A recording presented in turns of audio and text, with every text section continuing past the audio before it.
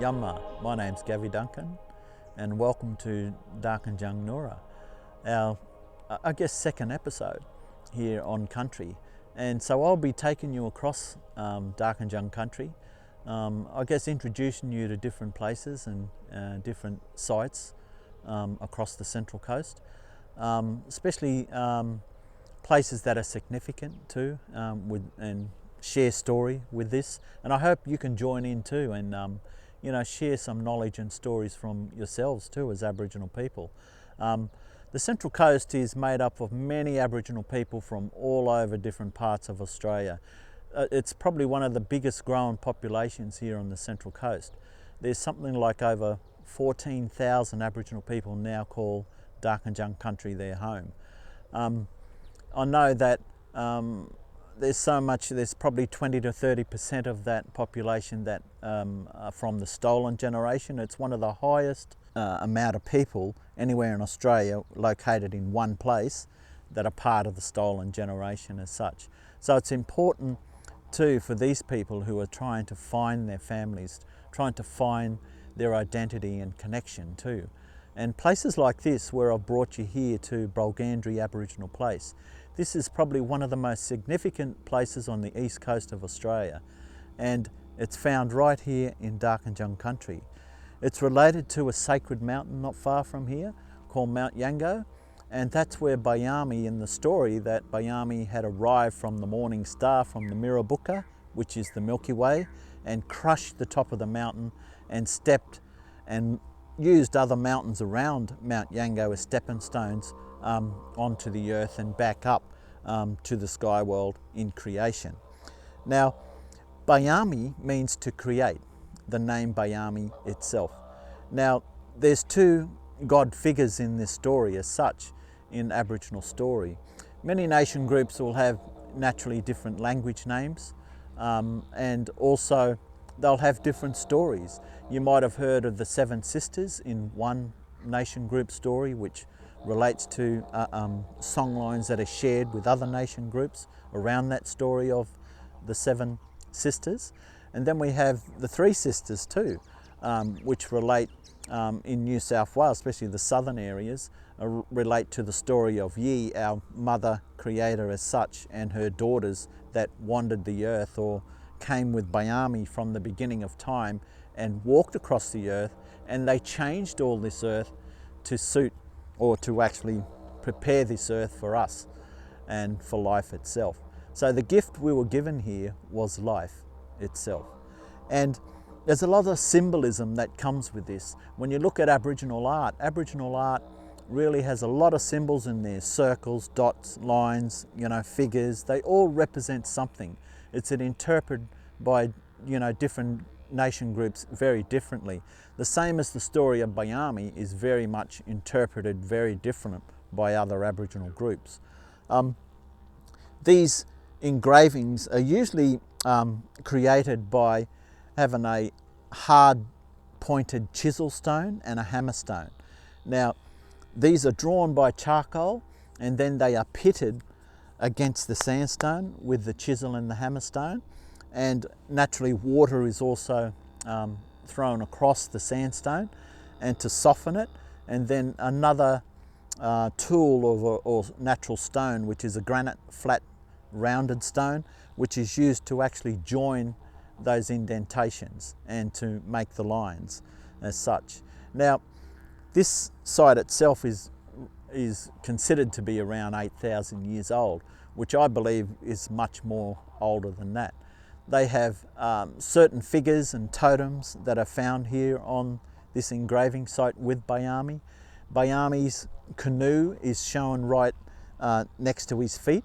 He has two kangaroos which are connected to the canoe, which relates to the story of Bayami bringing his bush tucker from the morning star.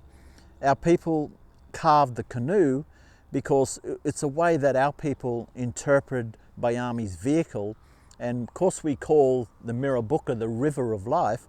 Naturally it's fitting that Bayami rode his canoe through the river of life and he landed on the sacred mountain of Mount Yango. Now, our people interpret Bayami here on this stone with rays coming from his head Now this represents the sun, because the sun is the giver of life naturally to the earth and to all of us. We have the moon in one hand, he has his arms stretched. So he holds the moon in one hand and he holds the Milky Way or the Mirrabooka, the morning star, in the other hand. He also has a boomerang shape associated on that side. But that boomerang represents life itself, going out and coming back. So it's not a boomerang as in a hunting weapon as such as shown here, but it represents the symbolism of life itself going out and life itself coming back. Now around Bayami's waist we have a belt, and this is associated with what we call the belt of life, which is the Mirrabooka, the Milky Way again. Now it's carved right across the belly button. So naturally we're connected with another belt of life to our mother. And naturally we are born or created in the physical world as such, the spiritual world, and then we arrive in the physical world when our mother gives birth to us. And then that belt of life is cut. So that's when the celebration would start, because that is the arrival of this new life on earth as such. So it's a cycle, and it's just like all living things has a cycle of life itself, just as we as human beings have too. Now, Bayami gave us a kingship structure. This is a family system. It's one of the oldest kingship and family systems on earth. It is a law unto itself. It's a law because it determines how we treat one another. It determines how we treat our ancestral beings, which is the environment itself. Bayami and Yi made us, or our body is made up of 99% of the earth itself. So our ancestral beings interacted with one another, we say in Dreamtime legend. Different things happened at different places. Different mountains were created as such, different valleys, different places, water holes, rivers, oceans. These all things in nature that we see today that give us life and have changed because of those interactions by our ancestral beings. This is where our Dreamtime stories come from, how the kangaroo got its tail, how the kookaburra got its laugh, how the emu lost its wings. All these stories come from that time as such, and those interactions. And so when you understand this story and this religious story of Aboriginal people, you understand our people a little bit more, and because of our deep spiritual relationship with these lands as such, or with, our nation lands, that wherever we may come from. And we all have sacred or special places within our own nation groups. And this place itself, to Bayami being here, would be very sacred to the Darkinjung people and the 7 language groups that gathered at the sacred mountain to celebrate this story. We say there's 3 family groups. You have your immediate family group as your mother, your father, your brother, your sister, your grandparents, your cousins, aunties, uncles. Then you have your communal family, which is your mob or community as you live in or grow up in. And then you have your ancestral family. Of course, your ancestral family, which is a lot of people tend to forget about today. The land is something that's, so important to Aboriginal people. So important because it is very, very much our livelihood, and it's very much our identity of who we are and how we operate, in a traditional way as such on country itself.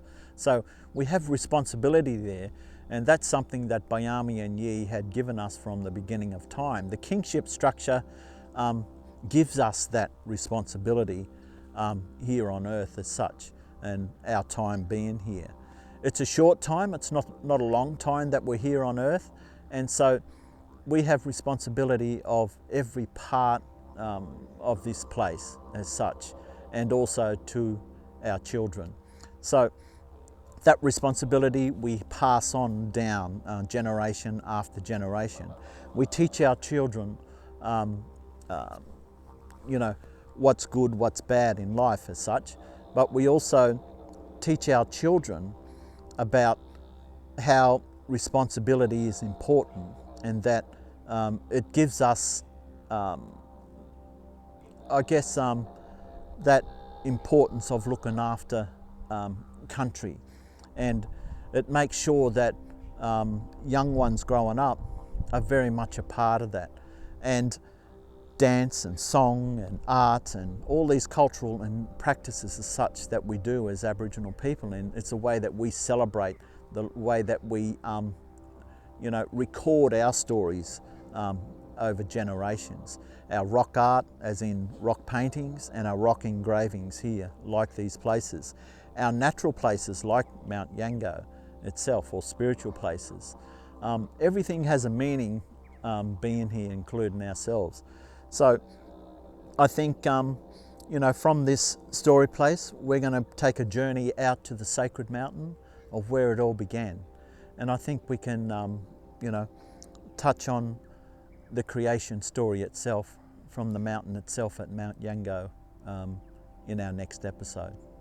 Thank you.